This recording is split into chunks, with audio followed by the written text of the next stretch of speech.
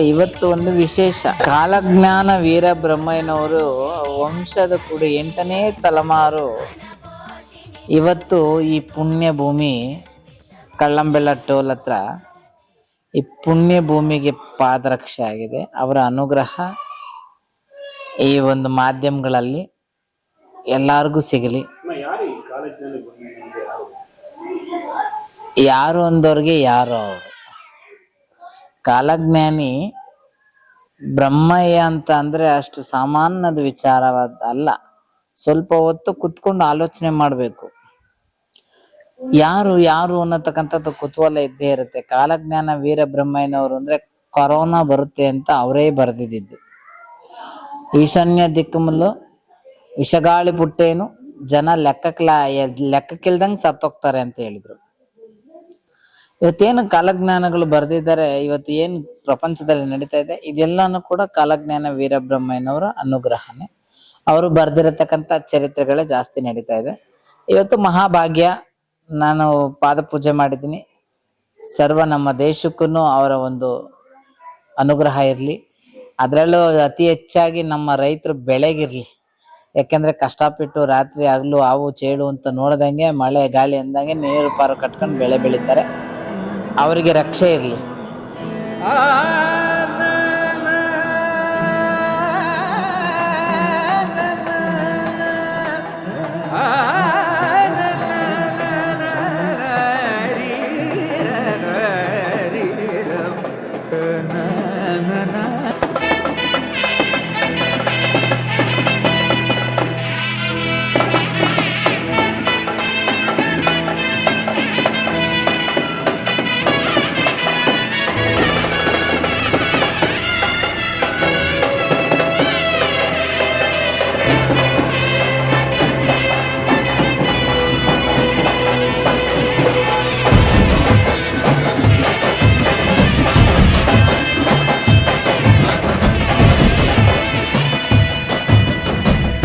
ಗೊತ್ತಿಲ್ಲ ಶಿವನೇ ಭಕ್ತಿದಾರಿಯು, ಗೊತ್ತಿಲ್ಲ ಶಿವನೇ ಭಕ್ತಿದಾರಿಯು, ಗೊತ್ತಿರುವುದೊಂದೇ ದೈವ ಬಾರಿಯು, ಗೊತ್ತಿರುವುದೊಂದೇ ದೈವ ಬಾರಿಯು. ಅಂದ್ರೆ ನೀವೇನಾದ್ರು ಕೇಳ್ಕೊಂಡ್ರ ಪರ್ಟಿಕ್ಯುಲರ್ ಆಗಿ ಅಂದ್ರೆ ಹೇಳಿದ್ರೆ ರೈತರಿಗೆ ಒಳ್ಳೇದಾಗ್ಲಿ ಆ ಥರದ್ದೇನಾದ್ರು ಮಾಡಿದ್ರ? ಏನ್ ಪರ್ಟಿಕ್ಯುಲರ್ ಆಗಿ ಏನ್ ರೀಸನ್? ಕಾಲಜ್ಞಾನಿ ವೀರಬ್ರಹ್ಮಯ್ಯನವರು ಪಾದಪೂಜೆ ಅಂತ ಅಂದ್ರೆ ಇದು ನಾನು ಸುಮಾರು ವರ್ಷದಿಂದ ನಾನು ಅವರನ್ನ ಪೂಜೆ ಮಾಡ್ಕೊಂಡು ಬಂದಿದ್ದೆ. ಅವ್ರ ಫೋಟೋ ಭಾವಚಿತ್ರಗಳನ್ನ. ಅದೇ ಅವ್ರ ವಂಶಸ್ಥರನ್ನ ನಾನು ಪೂಜೆ ಮಾಡ್ತೀನಿ, ಅವ್ರು ಬರ್ತಾರೆ, ಅವ್ರು ಇಲ್ಲಿ ಕಾಲು ಇಡ್ತಾರೆ ಅನ್ನೋದೆಲ್ಲ ಗುರುಗಳ ಸಂಕಲ್ಪ. ಅವ್ರ ಅನುಗ್ರಹ ಆದ್ಮೇಲೆ ಅವ್ರು ಬಂದಿದ್ದಾರೆ, ಬಿಟ್ಟು ಬೇರೆ ಏನಿಲ್ಲ. ಇದು ಪೂಜೆ ಪುನಸ್ಕಾರ ಸಮಸ್ತ ನಾಡಿಗೆ, ಇವರಿಗೆ ಅಂತಾನೆ ಅಲ್ಲ, ಸಮಸ್ತ ನಾಡಿನ ಎಲ್ಲಾ ಜನತೆಗೂ ನಾನು ಮಾಡಿರುವಂತ ಪಾದ ಪೂಜೆ ನಿಮ್ಮೆಲ್ಲರಿಗೂ ಕೂಡ ಕಾಲಜ್ಞಾನ ವೀರಬ್ರಹ್ಮಯ್ಯನವರ ಅನುಗ್ರಹ ಆಗಲಿ ಅಂತ ನಾನು ಪೂಜೆ ಮಾಡಿದ್ದೆ. ಸಮಸ್ತ ನಾಡಿಗೆ ಒಳ್ಳೇದಾಗ್ಲಿ ಅಂತ. ಹೌದೌದು. ಮೊದಲು ಯಾರಿಗ ಒಳ್ಳೇದಾಗುತ್ತೋ ಬಿಡುತ್ತೋ ನಮ್ಮ ರೈತರಿಗಾಗ್ಲಿ. ಅವರ ಪಾದ ಪೂಜೆ ಮಾಡೋ ನಮ್ಮ ಗುರುಗಳ ಅನುಗ್ರಹ. ಅವರೇ ಹೇಳಿದ್ರ ತೆಲುಗಲ್ಲೆಲ್ಲ, ಅಮ್ಮವರ ಒಂದು ಭವ್ಯ ಭಕ್ತಿ ನಮ್ಗೆ ಅರ್ಪಿತವಾಗಿದೆ ಅಂತ ಅವರೇ ಹೇಳಿದ್ರು. ಎಲ್ಲ ಗುರು ಸಂಕಲ್ಪ ಇಲ್ದಿದ್ದೇನು ನಡೆಯಲ್ಲ ಅಷ್ಟೇ. ಅಂದ್ರೆ ನಿಮ್ಮ ಮೇಲೆ ಯಾವ ರೀತಿ ಪರಿಣಾಮ ಬೀರಿದ್ರು? ಅಂದ್ರೆ ಏನಾದ್ರು ಇನ್ಸ್ಪೈರ್ ತಗೊಂಡು ಮುಂಚೆಯಿಂದ ನೀವು ಆಧ್ಯಾತ್ಮ ಲೋಕದಲ್ಲಿ ಇದ್ದೀರಾ, ಈಗ ಒಂದು ಆಧ್ಯಾತ್ಮ ಲೋಕಕ್ಕೆ ಬರೋಕೆ ಅವರೇ ಕಾರಣ? ಏನು ಇವೆಲ್ಲ ಸತ್ಯ, ಹಿಂದಿರೋ ಸತ್ಯ ಅದೆಲ್ಲ ನಿಮ್ಗೆ ಗೊತ್ತಪ್ಪ, ನನ್ಗೇನು ಗೊತ್ತಿಲ್ಲ. ಹೇಳ್ಬೇಕು ನೀವೇನಾದ್ರು ಸ್ವಲ್ಪ ಇನ್ಸ್ಪೈರ್ ಆಗಿ ತಗೊಂಡು ಕಡೆ ಬಂದ್ರ? ಏನಿಲ್ಲ, ನನ್ಗೆ ನನ್ನ ಹೋಗಿ ಪೂಜೆ ಮಾಡ್ತೀರಾ? ಅವ್ರು ನಾನೇ ಪೂಜೆ ಮಾಡ್ಬೇಕು ಅಂತ. ಜಾತಿ ಇಲ್ಲದ ಗುರು ಅಂದ್ರೆ ವೀರಬ್ರಹ್ಮಯ್ಯನವರು. ಅವರು ನಾನು ಇದೇ ಜಾತಿಗೆ ಗುರು, ಇದೇ ವಂಶಕ್ಕೆ ಗುರು, ಇವರೇ ನನ್ನನ್ನ ಪೂಜೆ ಮಾಡ್ಬೇಕು, ಇವರೇ ನನ್ನನ್ನ ಆರಾಧನೆ ಮಾಡ್ಬೇಕು ಅಂತ ಯಾವ ಗ್ರಂಥದಲ್ಲೂ ಅವರು ಬರ್ದಿರೋ ತಾಳೆ ಗ್ರಂಥದಲ್ಲಿ ಇಲ್ಲ. ಕಾಲಜ್ಞಾನದಲ್ಲಿ ಅವರು ಕಾಲಜ್ಞಾನ ವೀರಬ್ರಹ್ಮಯ್ಯನವರು ಸರ್ವ ಭಕ್ತರು ನನ್ನಲ್ಲಿರುವರು, ನನ್ನನ್ನು ಯಾರು ಆರಾಧನೆ ಮಾಡಿದಾರೋ ಅವ್ರನ್ನ ನಾನು ಪ್ರೀತಿಯಿಂದ ಭಾವಿಸ್ತೀನಿ ಅಂತ ಗುರುಗಳು ಹೇಳಿದ್ದಾರೆ. ಅವರ ಅನುಗ್ರಹ ಅವ್ರ ಮೇಲೆ ಮಾತ್ರ ಇರ್ತದೆ. ಕಾಲಜ್ಞಾನಿ ವೀರಬ್ರಹ್ಮಯ್ಯನವರು ಯಾರು ಪೂಜೆ ಮಾಡಿ ಆರಾಧನೆ ಮಾಡ್ತಾರೋ ಅವರ ಗುರುಗಳ ಅನುಗ್ರಹ ಅವ್ರ ಮೇಲೆ ಇರುತ್ತೆ ಅಂತ ಅಷ್ಟೇ. ವೀರ ಬ್ರಹ್ಮ ಇದು ಅಂದ್ರೆ ಕಾಲಜ್ಞಾನನಪ್ಪ. ಅವರು ವಿಶ್ವಗುರು, ಅವರು ದೈವ. ಅವರು ಬರ್ದಿರತಕ್ಕಂತ ಕಾಲಜ್ಞಾನನೇ ಇವತ್ತು ಪ್ರಪಂಚದಲ್ಲಿ ಎಲ್ಲೆಡೆ ನಡೀತಾ ಇದೆ. ಮಾಯಾದ ಸ್ವಾಮಿಗಳು ಇರ್ತಾರೆ, ಕಾವಿ ಹಾಕೊಂಡು ಕದೀಮ್ರಾಗ್ತಾರೆ, ಆಮೇಲೆ ಬಾಯಲ್ಲಿಂದ ವಿಭೂತಿ ಕೊಡ್ತಾರೆ, ಲಿಂಗ ತೆಗಿತಾರೆ, ಕಾವಿ ಹಾಕೊಂಡು ಓಡಾಡ್ತಾರೆ, ದೇವ್ರು ಇಟ್ಕೊಂಡು ಸ್ವಾಮೀಜಿ ಅಂತ ಹೇಳ್ತಾರೆ ಅಂತ ಎಲ್ಲ ಅವರೇ ಬರ್ದಿರೋದು. ಎಲ್ಲ ಮೋಸ ಅಂತಾನೆ ಬರ್ದಿದ್ದಾರೆ. ನಿಜ ಭಕ್ತಿ ಇರೋರ್ಗೆ ದೈವ ಅನುಗ್ರಹ ಆಗುತ್ತಂತೆ. ನಿಜ ಭಕ್ತಿ ಇಲ್ದೋರ್ಗೆ ನಾವೇನು ಹೇಳಕ್ ಬರಲ್ಲ. ಅದಕ್ಕೆ ಅಷ್ಟೇ. ಪಾದ ಪೂಜೆ ಮಾಡುವಾಗ ತುಂಬಾ ಭಾವುಕರಾದ್ರಿ. ನನ್ನ ಪ್ರಾಣನೇ ನನ್ನ ಗುರುಗಳ ವಂಶ. ಭಾವುಕರಾದ್ರ ಬಬ್ಬಾ, ನನ್ನ ಪುಣ್ಯ, ನಾನು ಮಾಡಿದ್ದು ಪಾಪ, ಅವ್ರ ಪಾದ ಸೇವೆನೇ ನನ್ಗೆ ಧನ್ಯ. ಭಾವುಕರಲ್ಲ, ಅವ್ರ ಪಾದ ಸೇವಾ. ನನ್ನ ಗುರು ಅಂತ ಅಂದ್ರೆ ನನ್ನ ಗುರುನಂತೂ ನೋಡೋ ಯೋಗ್ಯತೆ ನನ್ಗಿಲ್ಲ ಅಂದ್ರೆ ಪರವಾಗಿಲ್ಲ. ಆ ವಂಶಸ್ಥರದು ಪಾದ ಪೂಜೆ ಮಾಡದ್ನಲ್ಲ, ನಾನು ಏನು ಹೇಳ್ಕೊಳಕ್ಕಾಗಲ್ಲ. ಅದು ಯಾವ ತರ ಅನ್ಕೊಂಡಿದ್ರೆ ಈ ತರ ಒಂದು ಸೌಭಾಗ್ಯ ನಮ್ಗೆ ಬರುತ್ತೆ? ಖಂಡಿತವಾಗ್ಲು ನಾನು ಕನ್ಸು ಮನ್ಸಲ್ಲೂ ಅನ್ಕೊಂಡಿಲ್ಲ, ನಾನು ಅನ್ಕೊಂಡಿಲ್ಲಪ್ಪ.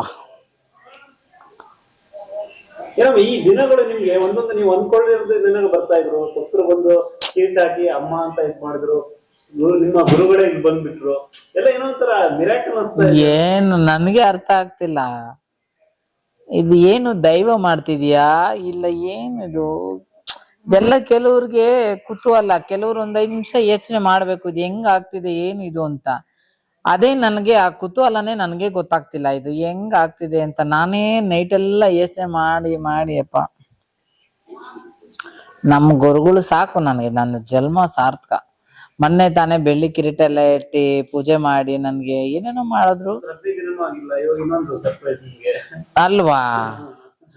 ನನ್ಗೆ ಅವ್ರು ಕಿರೀಟ ಇಕ್ತಿದಂಗೆನೆ ಅದು ಎಚ್ಚರಿಕೆನೇನು, ನಾನ್ ನಿನ್ ಗುರು ಇದ್ದೀನಿ, ನನ್ನ ಅನುಗ್ರಹ ಪಡ್ಕೊ ಅಂತ. ಮೊದಲು ಮನುಷ್ಯನ್ಗೆ ಗುರು ಅನುಗ್ರಹ ಆಗ್ಬೇಕು ಗುರಿ ಸಾಧನೆ ಮಾಡೋದಕ್ಕೆ. ಕಾಲಜ್ಞಾನಿ ವೀರಬ್ರಹ್ಮಯ್ಯನವರ ಅನುಗ್ರಹ ಆಗ್ತಿದ್ದಂಗೆನೆ ನನ್ಗೆ ಅನುಗ್ರಹ ಹೇಳಕ್ಕೆ ಆಗ್ದು. ಪರಮಾತ್ಮ ಜ್ಞಾನ ಬುದ್ಧಿಗೆ ಬಂದಿದ್ವಿ, ಒಳ್ಳೆ ಅಂದ್ರೆ ಏನೋ ಅನ್ಸ್ತಮ್ಮ, ಏನೇನೋ ನಡೀತಾ ಇದೆ. ಅದೇ ಈ ಪುಣ್ಯ ಭೂಮಿ ಏನಿದು, ಇದು ಪುಣ್ಯ ಕ್ಷೇತ್ರ ಆಗೋ ಭೂಮಿ, ಇದು ನಡೀತಾ ಇದೆ, ಆಗ್ತಾ ಇದೆ. ನಮ್ಗೆ ಗೊತ್ತಾಗ್ತಿಲ್ಲ. ಒಳ್ಳೇದಾಗುತ್ತೆ. ಬಟ್ ಅಂದ್ರೆ ತುಂಬಾ ಜನ ಕೆಲವೊಂದು ಒಳ್ಳೆ ತರವಾಗಿದ್ದಾರೆ, ಕೆಲವ್ರಿಗೆ ಒಳ್ಳೇದು ಒಂದವ್ರಿಗೆ ಒಳ್ಳೇದಾಗತ್ತೆ, ಕೆಟ್ಟದ್ದು ಒಂದವ್ರಿಗೆ ಕೆಟ್ಟದಾಗತ್ತೆ. ಯಾಕೆಂದ್ರೆ ನಾವಿವತ್ತಿನ ದಿನಗಳಲ್ಲಿ ದೇವ್ರನ್ನ ನಂಬಿದವ್ರಿಗೆ ದೇವ್ರಿದ್ದಾನೆ, ನಂಬದೇ ಇರೋರ್ಗೆ ದೇವ್ರಿಲ್ಲ. ಒಳ್ಳೆಯವನ್ಗೂ ದೇವ್ರಿದ್ದಾನೆ, ಪ್ರತಿಯೊಬ್ಬ ಮನುಷ್ಯನು ಉಸಿರಾಡ್ತಾನೆ. ಆದ್ರೆ ಮನುಷ್ಯ ಉಸಿರಾಡ್ಬೇಕಾದ್ರೆ ಒಳ್ಳೇದನ್ನ ಮಾತ್ರ ಉಸಿರಾಡ್ತಾನೆ. ಒಂದ್ ಸ್ವಲ್ಪ ಕೆಟ್ಟ ಸ್ಮೆಲ್ ಇತ್ತು ಅಂದ್ರೆ ಅದು ಮೂಗ್ ಮುಚ್ಕೋತಾನೆ ಅಷ್ಟೇ. ಮುಂದಿನ ಕಲ್ಪನೆಗಳೇನಿದೆ ಈ ಕ್ಷೇತ್ರವನ್ನು ಯಾವ ರೀತಿ ಮಾಡ್ಬೇಕು ಅನ್ಕೊಂಡಿದ್ರೆ? ಆಲ್ರೆಡಿ ತುಂಬಾ ಹೆಸರು ಮಾಡಿದೆ, ಇನ್ನು ನಿಮ್ದೊಂದು ಕಲ್ಪನೆಗಳಿರುತ್ತೆ, ಈ ತರನೇ ಇರ್ಬೇಕು, ಈ ತರನೇ ಇರ್ಬೇಕು, ಯಾವ ರೀತಿ ಇದೆ ಕೊನೆಯದಾಗಿ? ದೇವಸ್ಥಾನ ಯಾವ ರೀತಿ ಇದ್ರಲ್ಲೂ ಕೂಡ ದೊಡ್ಡವರೇ ಬಂದು ಹೋಗ್ತಾ ಇದಾರೆ ಇವಾಗ. ಹಾ ದೊಡ್ಡವ್ರು ಬಂದು ಹೋಗ್ತಿದಾರೆ ಅಂದ್ರೆ ನಿಮ್ ಗುರುಗಳು ಬಂದು ಸಾಕು ನನ್ಗೆ. ಅವರೇ ಅಲ್ಲ, ಅವರೇ ಪ್ರಪಂಚ, ಅವರ ಅನುಗ್ರಹನೇ. ಕಾಲಜ್ಞಾನ ವೀರಬ್ರಹ್ಮಯ್ಯನವರು, ಅವರ ಅನುಗ್ರಹನೇ ನಮ್ಗೆ. ಕ್ಷೇತ್ರದ ಬಗ್ಗೆ ಕ್ಷೇತ್ರ ಅಭಿವೃದ್ಧಿ ಬಗ್ಗೆ ಭಕ್ತರು ಎಲ್ಲ ಹೆಂಗ್ ಬೆಳೆಸ್ತಾರೋ ಹಂಗಂಗೆ. ನಮ್ ಕೈಲಿ ಏನು ಇಲ್ಲ ಸದ್ಯದಲ್ಲಿ. ಭಕ್ತರು ಯಾರ್ಯಾರು ಏನೇನ್ ಮಾಡ್ತಾರೋ, ಯಾರ್ಯಾರ ಕಡೆಯಿಂದ ಏನೇನು ಸೇವೆ ಸಲ್ಲುತ್ತೋ, ಇವಾಗ ಆಲ್ಮೋಸ್ಟ್ ಇಟ್ಟಿಗೆ, ಸಿಮೆಂಟು, ಕಬ್ಬಣ ಗಿಬ್ಬಣ ಯಾರ್ಯಾರು ಏನೇನೋ ತಂದು ಹಾಕಿದ್ದಾರೆ, ಅದು ಅವ್ರವ್ರಿಗೆ ಒಳ್ಳೇದಾಗಿದೆ, ನಡೆದಿದೆ, ಅಲ್ಲಿವರೆಗೂ ನಡೆದಿದೆ. ಇನ್ನು ಯಾರ್ಯಾರು ಏನೇನು ಸಹಾಯ ಮಾಡ್ತಾರೋ ಅದೆಲ್ಲ ಅವ್ರವ್ರ ಪ್ರೀತಿ ಮನೋಭಾವ. ನಾನು ಅದನ್ನ ಕೇಳಕ್ಕೂ ಆಗಲ್ಲ, ಹೇಳಕ್ಕಾಗಲ್ಲ. ಇವಾಗ ನಾನ್ ಹೊಟ್ಟೆ ಹಸುವಾಗಿದೆ ಅಂತ ಗೊತ್ತಿದ್ದು ನಿನ್ಗೆ, ನೀನ್ ನನಗೆ ಊಟ ಹಾಕ್ತೀಯೋ ಇಲ್ಲ ಹಂಗೆ ಹೋಗ್ತೀಯೋ? ಊಟ ಹಾಕ್ತಾನ? ಪಾಪ ಅವಳು ಹೊಟ್ಟೆ ಹಸು ಹಾಕೊಂಡಿದ್ದಾರೆ, ಸ್ವಲ್ಪ ಮನೆಗಿರೋ ಅನ್ನ ಕೊಡೋಣ ಅಂತ ಅಷ್ಟೇ. ನನ್ನ ಹಸುವಿದೆ, ಅನ್ನ ಹಾಕೋರು ಭಕ್ತರಿದ್ದಾರೆ, ದೇವರಿದ್ದಾರೆ, ಸಾಕು. ಸರ್ವೋ ಜನ ಸುಖಿನೋ ಭವಂತು. ಕಾಲಜ್ಞಾನಿ ವೀರಬ್ರಹ್ಮಯ್ಯನ ಅನುಗ್ರಹ ಈ ಮಾಧ್ಯಮ ವೀಕ್ಷಣೆ ಮಾಡಿರ್ತಕ್ಕಂಥ ಎಲ್ಲಾ ಪ್ರಿಯ ಭಕ್ತರಿಗೂ, ಸಬ್ಸ್ಕ್ರೈಬರ್ಗೂ, ಲೈಕ್ ಕೊಡೋರ್ಗು, ಕೆಟ್ಟ ಕಮೆಂಟ್ ಹಾಕೋರ್ಗು, ಒಳ್ಳೆ ಕಮೆಂಟ್ ಹಾಕೋರ್ಗು ಕಾಲಜ್ಞಾನ ವೀರಬ್ರಹ್ಮಯ್ಯನವರ ಅನುಗ್ರಹ ಸದಾ ನಿಮ್ಮ ಮೇಲಿರ್ಲಿ ಅಂತ ನನ್ನ 2 ಮಾತುಗಳನ್ನ ಮುಗಿಸ್ತೀನಿ. ಸಿದ್ಧಾನಂದ ಪ್ರದಾಯಕಂ ಕಾಲಜ್ಞಾನ ಪ್ರವಕ್ತಾರಂ ವೀರಬ್ರಹ್ಮ ಗುರುಂಬಜೆ. జగద్గురు శ్రీమద్విరాట్ పోతులూరు వీరబ్రహ్మేంద్ర స్వాముల వారు ప్రకృతాంబ పరిపుణయాచార్యులు విశ్వకర్మ దంపతులకు సరస్వతి నదీ తీరంలో కీలకనామ సంవత్సరము కార్తీక శుద్ధ ద్వాదశి నాడు క్రీస్తు శకము 1608లో జగద్గురు శ్రీమద్విరాట్ పోతులూరు వీరబ్రహ్మేంద్ర స్వాముల వారు జన్మించారు. అత్రిముని ఆశ్రమంలో శిశువుగా పెరిగారు.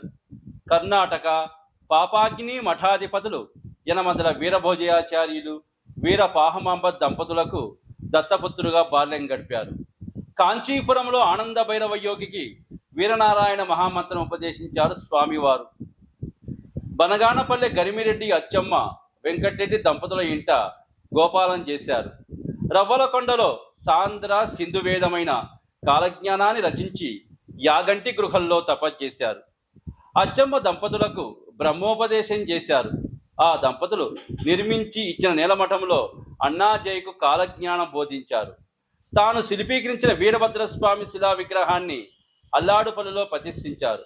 కన్నిమల్లాయపల్లిలో స్థిర నివాసం ఏర్పాటు చేసుకొని పెదకొమెల్ల శివకోటయాచారి పుత్రిక గోవిందమామను వివాహం చేసుకున్నారు.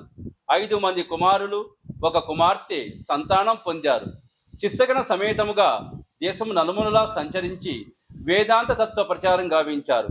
మహమ్మదీయ తెగకు చెందిన సిద్ధయ్యను శిష్యుడిగా స్వీకరించారు. సిద్ధవటము, కడప, కర్నూలు, బనగానపల్లె నవాబుల మన్నలు పొంది హిందూ మహమ్మదీయ సఖ్యతను చేకూర్చారు. పుష్పగిరిలో బ్రహ్మరథ సత్కారం పొందారు. శరీరంలో దేవతలను చూడాలని భార్యం ఖండించిన హరిజనుడు కక్కయ్యకు జ్ఞానోపదేశం గావించి అతని భార్య ముత్తమ్మకు జీవం పోశారు. సిద్ధవటం నవాబుచే 7 ఎకరాల స్థలంలో మఠం నిర్మించుకున్నారు. తన పుత్రిక వీరనారాయణమ్మ పౌత్ర పరంపర్యే అనువంశికంగా మఠాధిపత్యం వహిస్తుందని ఆశీర్వదించారు. కలియుగంలో పాపభారం అధికమైనప్పుడు తాను వీరభోగ వసంతరాయులుగా జన్మించి ధర్మ సంస్థాపనం గావిస్తానన్నారు. జగద్గురు శ్రీమద్విరాట్ పోతులూరు వీరబ్రహ్మేంద్ర స్వాముల వారు పూర్ణాయుషు 85 సంవత్సరాలు బహి ప్రపంచంలో గడిపి క్రీస్తు శకము 1693లో శ్రీముఖనామ సంవత్సరము వైశాఖ శుద్ధశమి రోజు జగద్గురు శ్రీమద్విరాట్ పోతులూరు వీరబ్రహ్మేంద్ర స్వాముల వారు సజీవ సమాధి నిష్ట వహించారు. చెప్పలేదంటనగపోయేరు నరురార గురుని చెరి మొక్కితి బ్రతుక నేర్చేరు. చెప్పలేదంటనగపోయ్యరు తపదిదిగో గురుని వాక్యము తపుత్రోవల పోవు వారల తపరించే మింగు శక్తులు. చెప్పలేదంటనగపోయేరు నరురార గురుని చెరి మొక్కితి బ్రతుక నేర్చేరు. మొప్పతనమున మోసపోయేరు అదిగాక కొందరు గొప్పతనమున గోసు మీరేరు. ఇప్పుడప్పుడనగరాదు ఎప్పుడో ఏ వేళనో మరి ఇప్పుడప్పుడనగరాదు ఎప్పుడో ఏ వేళనో మరి గుప్పు గుప్పున దాటిపోయ్యరు గుర్రపడుగులు ఏరుపడును. చెప్పలేదంటనగపోయేరు నరురార గురుని చెరి మొక్కితి బ్రతుక నేర్చేరు. తాగు తప్పులు తలచకున్నారు తార్కాణమైతే తక్కువెక్కువ తెలియనెత్తురు.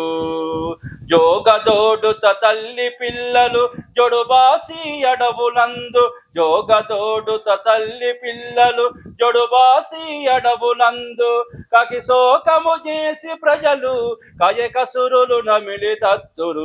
చెప్పలేదంటనగపోయేరు నరురార గురుని చెరి మొక్కితి బ్రతుక నేర్చేరు. అగలు విడిచి పొగలు దాటేరు అదిగాక పట్ట పగలు కలు చూసి భ్రమచేరు. పొగులు పొగులు తొనులు మింటను ఏగిన పిమ్మటాలు పొగులు పొగులు తొనులు మింటను